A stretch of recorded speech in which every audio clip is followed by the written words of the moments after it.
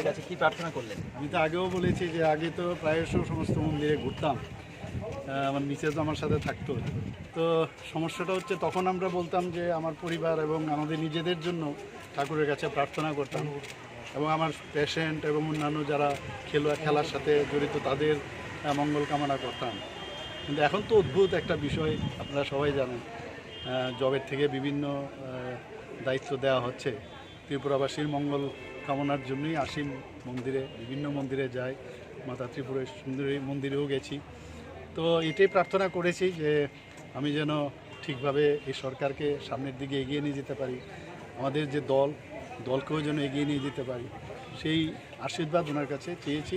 এবং সবার উপরে যেটা ত্রিপুরাবাসীর মঙ্গল কামনার জন্য প্রার্থনা করেছি। উপনির্বাচনে জয়ের প্রার্থনা, এটা তো কালকেও বলেছি, এটা তো আর প্রশ্নই ওঠে না। মার্জিন কত বেশি বাড়াবো সেই বিষয়টা আপনারা দেখবেন, উত্তর পাবেন।